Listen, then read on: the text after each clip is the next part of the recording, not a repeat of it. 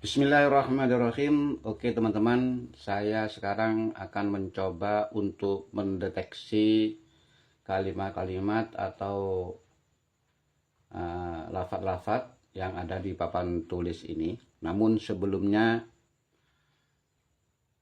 monggo teman-teman ditengok dulu keranjang kuningnya. Siapa tahu teman-teman menyukai, lalu di COD apabila cocok ya teman-teman. Oke teman-teman, sekarang teman-teman lihatlah di papan tulis ya. Saya akan mencoba mendeteksi kalimat-kalimat yang ada di papan tulis ini ya. Dan ini saya ambil di kitab Jurumiyah yang bermakna memang ya. Saya baca dulu. Saya akan mendeteksi i'rabnya nanti ya. Saya baca dulu. Bismillahirrahmanirrahim. Fal ismu mongko utawi kalimat isim iku yu'rafu den weruhi apa isim bil khafdi kelawan i'rab jar wat tanwini lan tanwin wa dukhulil alifi lan kepanjingan alif wal lami lan lam wa hurufil khafdi lan piro-piro huruf jar. Sekarang saya mencoba untuk mendeteksi i'rabnya bagaimana antara i'rab, nasab, khafad dan jazmnya gitu ya. Mari kita simak ya teman-teman. Bismillahirrahmanirrahim. Fal ismu, fa-nya ini fa jawab ya. Al ismu ini makhal rafa ya. Makhal rafa karena menjadi mubtada utawi ya.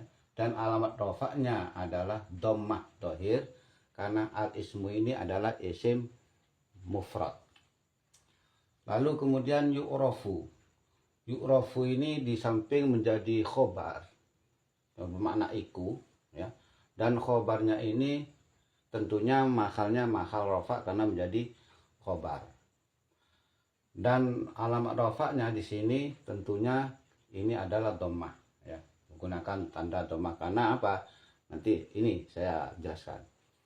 Di samping menjadi khobar, yu'rafu ini berupa fi'il mudhari'.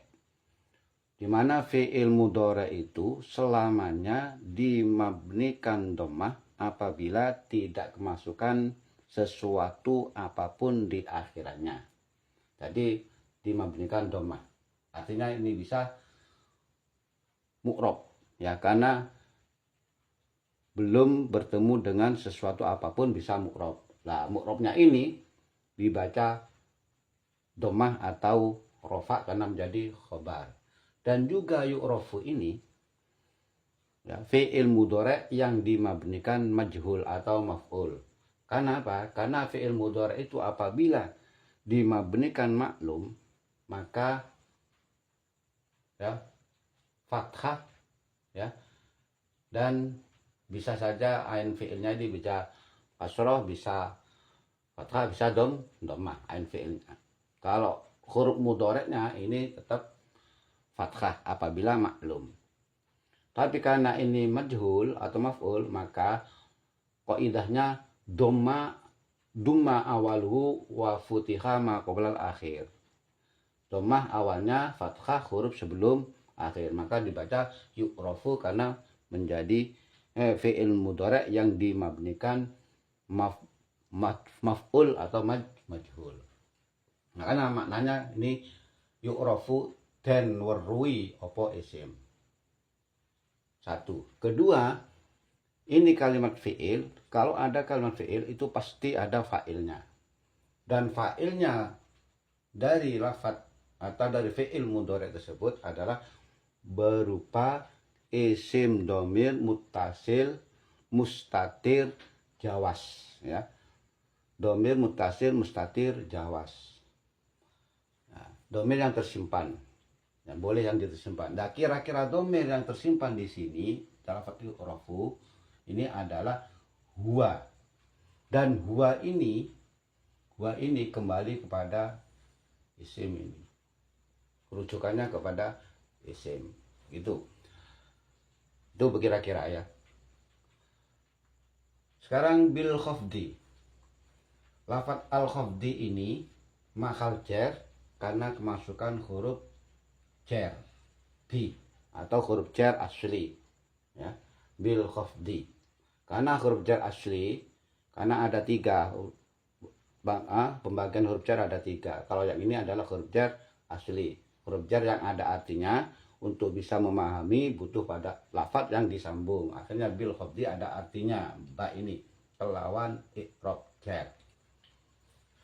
Dan alamat jarnya, karena kemasukan huruf jar, alamat jarnya khafdi ini adalah kasroh dohir, karena khafdi ini adalah isim mufrad. Lalu wat tanwini ini waw atof, ya. At-tanwini, lafaz at-tanwini diatofkan kepada khafdi karena maktufnya, ya, dibaca jar, maka atofnya harus dibaca jar mengikuti maktufnya. Maka at-tanwini ini mahal jar karena mengikuti lafaz al-khafdi. Alamat jarnya adalah kasroh dohir karena at-tanwini ini adalah isim mufrad. Itu, ya. Sekarang lalu kelanjutannya, wa dukhulil alifi. Wawnya tetap waw atof, ya. Wa dukhulil alifi. Lafaz dukhuli ini mahal jar karena diatofkan pada lafaz ini, tetap nang al khafdi, ya. Wa dukhuli ini mahal jar karena diatofkan kepada lafaz al khafdi. Alamat jarnya adalah kasroh dohir karena dukhuli ini adalah isim mufrad, ya, begitu, ya. Sekarang al alifi. Al alifi ini mahal jar tapi bukan jadi atof, bukan, tidak menjadi atof tapi menjadi mudhof ilaih. Mudhof ilaih ini berarti mudhofnya dan ini adalah mudhof ilaihnya. Kalau mudhof ilaih itu selamanya dibaca atau mahal jar, ya. Diatofkan di mudhof ilaihnya, ini mudhof, ini mudhof ilaih, dibaca jar kalau mudhof ilaih. Dan alamat jarnya lafaz al alifi ini adalah kasroh dohir karena al alifi ini adalah isim mufrad, ya.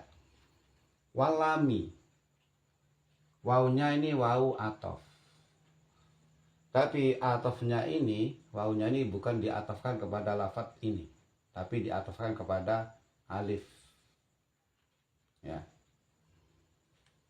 Diatofkan kepada alif. Karena alif ini karena mahal jar, maka atofnya dibaca jar, ikuti lafaz yang dibaca jar, ya. Ini mahal jar karena mudhof ilaih, ini mahal jar karena menjadi atofnya lafaz al alifi. Dan alamat jarnya lafaz al-lami ini adalah kasroh dohir karena al-lami ini adalah isim mufrad, ya, begitu, ya. Lalu sekarang wa hurufil khafdi, dibaca langsung wa hurufil khafdi. Wawunya tetap atof, tapi atofnya ini bukan ke sini, ya, bukan ke alif tapi melainkan ke khafdi ini atofnya.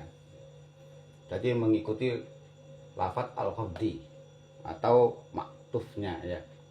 Nah, karena maktufnya dibaca jar, maka atofnya juga dibaca jar, ya, gitu, ya.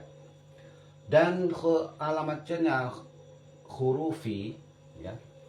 Alamat jarnya adalah kasroh dohir. Kenapa kok kasroh dohir? Apakah isim mufrad? Bukan, tapi wa hurufi ini adalah isim jamak taksir.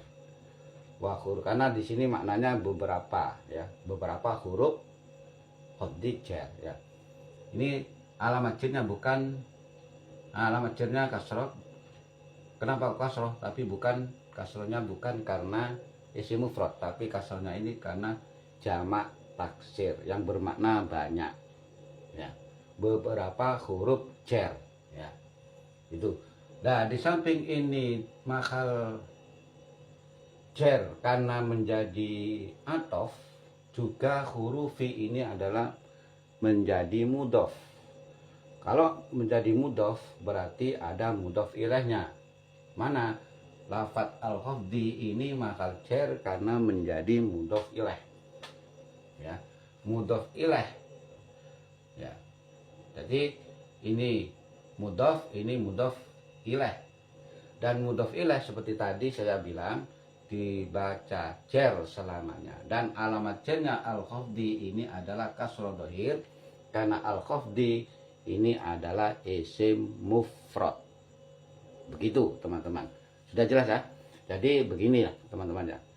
Menurut saya sesuai dengan kemampuan saya di belajar di bidang ilmu nahwu walaupun tidak seberapa, tapi saya mengamati ya, menghayati ya, dan berpikir untuk memahami kira-kira begitu.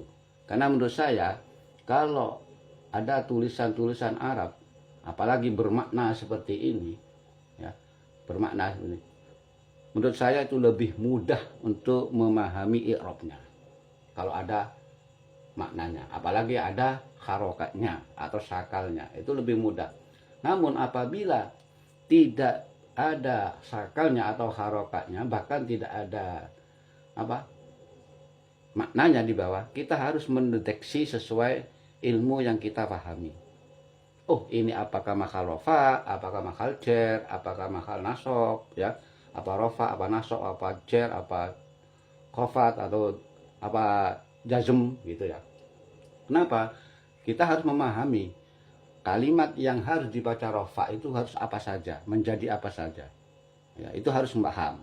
Ya, harus paham. Kalimat yang dibaca rofa itu apa saja. Ya, dari harus dibaca rofa. Contoh, al ismu. Ya, kalimat dibaca rofa itu atau lafaz yang dibaca rofa itu satu kalau menjadi mubtada seperti ini. Dua kalau menjadi khobar ya. Dua. Tiga kalau menjadi fa'il ya, menjadi fa'il dan lain-lainnya nanti atau ikut lafaz yang sebelumnya. Itu harus dibaca rofa. Tapi yang kuncinya ada jika sementara, yaitu rofa itu dibaca rofa itu karena mubtada, dua karena khobar, tiga karena menjadi fa'il. Itu rofa. Kalau nasab, kalau mendeteksi itu nasab apa rofa, kalau nasab itu menjadi maf'ul ya, menjadi maf'ul bih, itu harus dibaca nasab sementara ya. Kalau selanjutnya kalau nasab belum tentu juga dibaca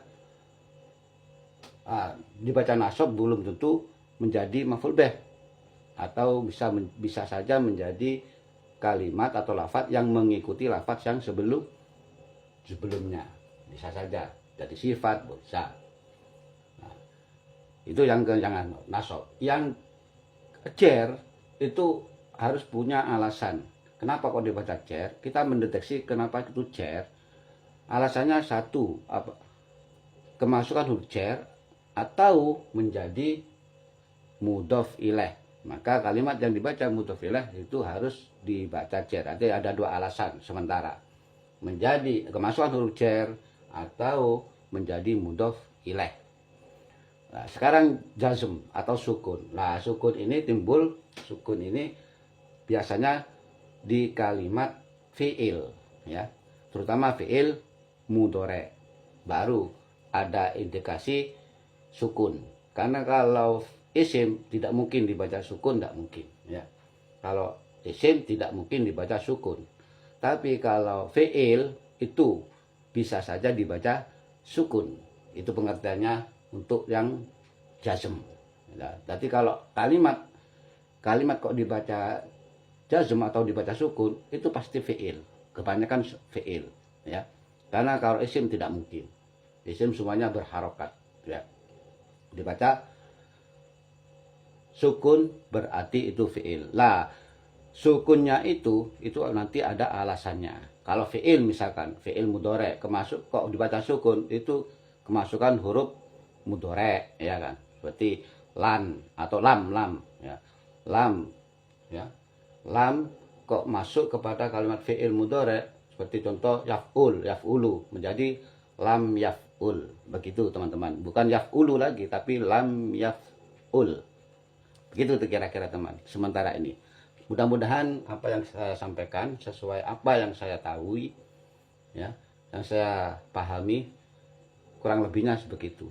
Ya. Apabila ada kesalahan, monggo di komen di bawah, dikritik, tidak masalah, di komen di bawah ini, ya.